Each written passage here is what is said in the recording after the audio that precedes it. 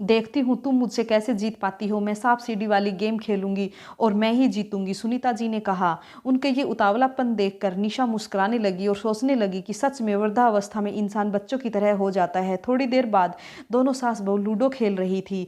बीच बीच में उनकी हंसी की आवाज़ भी आती, जिससे सुनकर उनका बेटा ललित बहुत खुश हो रहा था।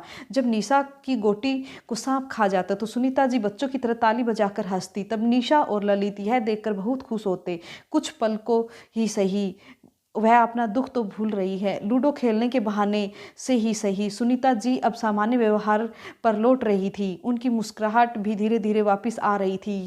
यह सच है कि किसी के जाने से उसकी कमी कोई नहीं भर सकता, लेकिन जो लोग बाकी बचे हैं उन्हें जिंदगी जीनी होती है, जो आपसी सहयोग और प्यार से और भी खूबसूरत हो जाती है। नहीं तो अकेलापन एक इंसान का सबसे बड़ा रोग होता है। वह बात निशा जानती थी, तभी उसने सुनीता जी को जानबूझकर थोड़ी नाराजगी दिलाई और थोड़ी चुहलबाजी की और उनकी मुस्कुराहट वापस ले आई। समझदार बहू ने वक्त रहते अपनी सास को संभाल लिया था और धीरे धीरे उनके चेहरे पर मुस्कुराहट सजने लगी थी और इस घर का आंगन फिर से गुलजार रहने लगा था।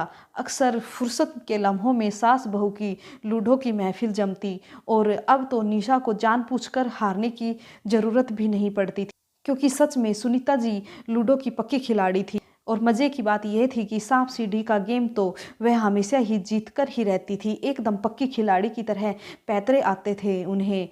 डाई को भी ऐसी चलती थी, उनका मनचाहा अंक आ जाता था और वह खुशी से चहक उठती तो कभी उसकी जीत की पार्टी बन जाती। वैसे तो ललित यह सब देखकर बहुत खुश हो रहा था। निशा के प्रति उनके मन में प्यार बढ़ता ही जा रहा था, जिसने उसकी माँ को फिर से जिंदगी से दोस्ती करा दी थी। वह पत्नी उसके लिए बहुत ही प्यारी तो थी ही, अब वह उसे अन्य गुणों से भी प्रभावित होता जा रहा था। कि किसी छुट्टी के दिन कभी कभी ललित भी उनके खेल में शामिल होता था और हार ही जाता था। वैसे भी जब सास और बहू एक टीम हो जाए तो दोनों माँ बेटी की तरह रहने लगती हैं, तो उनसे तो कोई भी टक्कर नहीं ले सकता है कि नहीं।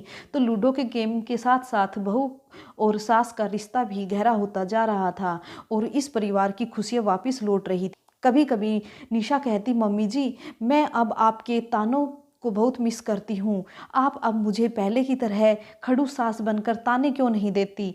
तब सुनीता जी हंसकर कहती, तुमने खुद ही मेरे ताने देने की आदत छुड़ाई है।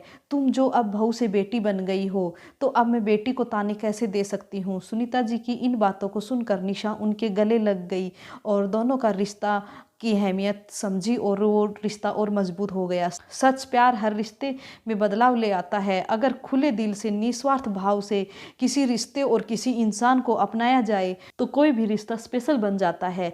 यहाँ तक कि सास बहू भी आपस में दोस्त बन सकती हैं, माँ बेटी की तरह रह सकती है। जैसे निशा और सुनीता जी का प्यारा सा रिश्ता सबके लिए एक उदाहरण बन चुका था। उनके बीच में प्यार और अंडरस्टैंडिंग वाले रिश्ते को देखकर आसानी से समझ में आ जाता था कि दोनों ने एक दूसरे को दिल से अपनाया है। रिश्ते तो दिल से बनते हैं, दिल से अपनाए जाते हैं और दिल से ही निभाए जाते हैं। तो आपको ये वीडियो कैसी लगी कमेंट बॉक्स में ज़रूर बताइएगा। वीडियो पसंद आई तो लाइक कीजिएगा और इसी तरह की और वीडियो के लिए प्लीज़ चैनल को सब्सक्राइब कर लीजिएगा। Okay, thank you friends.